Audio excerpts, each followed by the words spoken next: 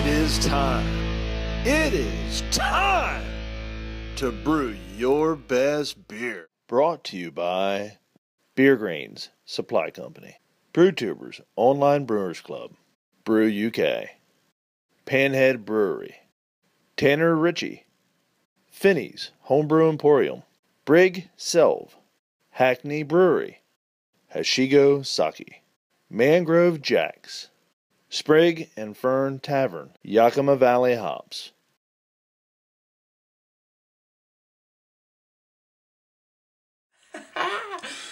Before we go on, again, a big thanks to all the sponsors that have helped this competition be what it is. Without them, we wouldn't have the funds to really do this. So if you've got time, I really urge you to go over, visit a few of the sponsors, just show a bit of love. If you want this thing to continue throughout the years, we need to look after the sponsors. So, with that out of the way, we are on to tonight's beer, the Coconut Porter, from no other than Tony Yates of Northern Rock Brewery. I don't know if the camera's focused in on that lovely cap and a fantastic label. My label was not the best, alright, because I was pushed for time. I wanted to do a really good label and make it look all nice and pretty, but I didn't have the time. However, when you get a beer that's got a fantastic label and personalised cap, it really shows that the person who's brewed this is really passionate about what they're doing, and it excites. It makes you want to get into it. This Coconut Porter is at 6.5% ABV. Shut up. The actual recipe is really vague. It says on the website contains malts, hops, water, yeast, cacao nibs, vanilla beans and shredded coconut. And if I ain't mistaken, the shredded coconut was toasted, and was it added to secondary? It could have been added to the keg before bottling. I've done the coconut before. I brewed with coconut once before, did an IPA with it. I didn't roast it, I used it fresh, and you were getting the coconut a little bit, but it was more of a fleshy sort of grassy coconut. So I'm really sort of interested in trying this so I can improve for the future. So let's get it cracked open and see what we've got. Cheers, Tony. Really nice hiss. Really nice hiss on that. Same glass, nice and clean. Just a bit of water in there. So let's give it a pour. Get a nice brown on the pour, nice brown colour, and forming a beautiful head again. We'll stop it there. I'm pretty sure this is bottled off the keg, so we can keep that for later. But look at that, a really nice. You're probably not picking it up on the camera, but on the edges you can see it's like a real dark mahogany colour. And that head is lovely, nice tight bubbles, a sort of light mocha colour to it. Again, virtually nothing on the aroma, on the ear. So it's going to hang around, I guess. That's a really nice looking beer, really good aroma.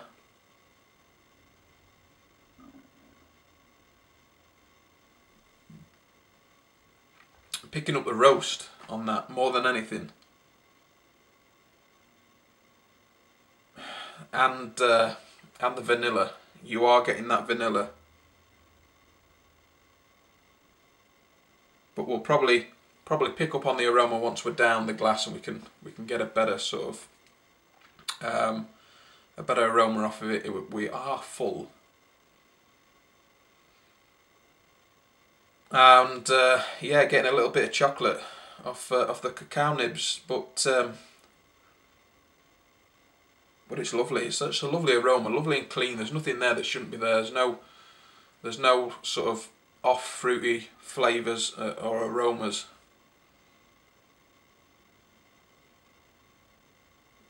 Not really at the minute getting the coconut. We'll see how it goes when we're further down the glass. It's more the vanilla and the roast. But let's crack into it. I'm going for the taste. Cheers, Tony. Let's do this.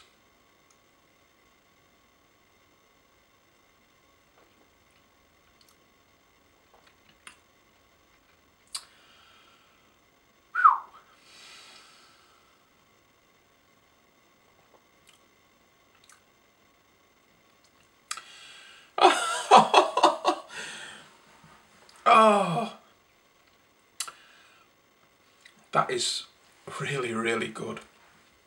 You're getting big bursts of vanilla, big bursts of coconut, roast. The carbonation is fantastic. It is just bordering, personally, for my taste, just bordering on the being top end. Any more and it would be sort of distracting for me personally, but that's just a personal sort of view on the carbonation for this sort of style of beer.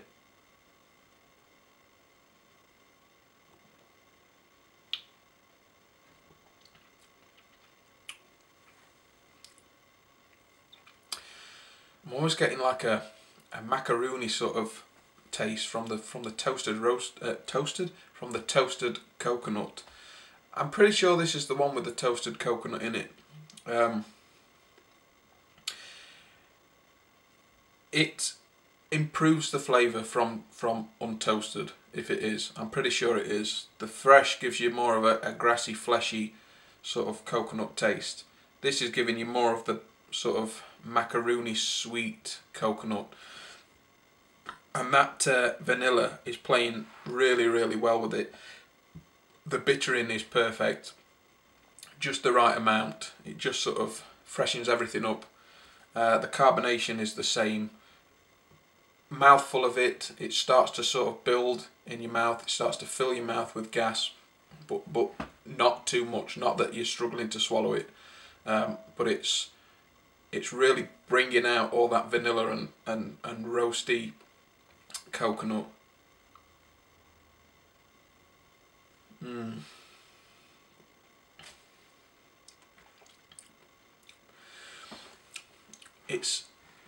I've just been reading this where it says it's kind of a fruity porter he's put it at, and I can get that.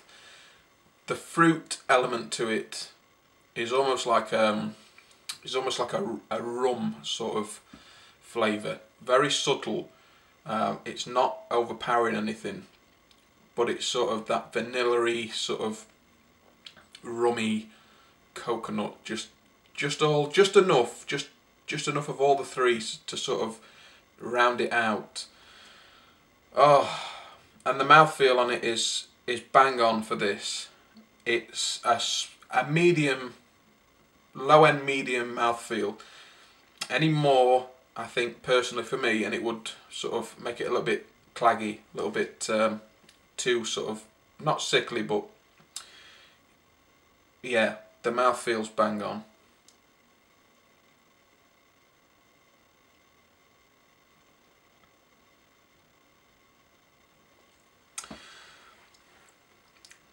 Yeah, like I say, the vanilla, coconut and that sort of dark sort of rum soaked fruit really sort of come together to create a flavour of its own, which is the star.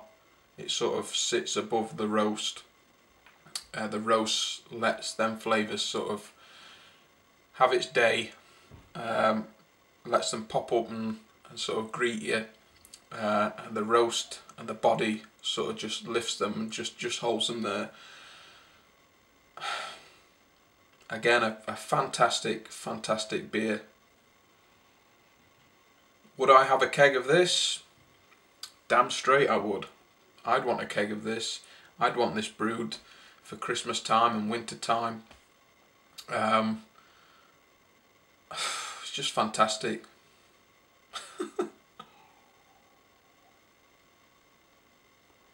got a lovely residual sweetness as well that plays nicely with it.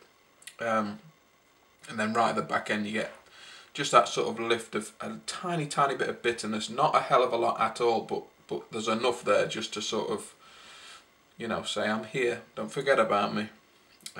Just sort of cleanses everything so you can go back for some more.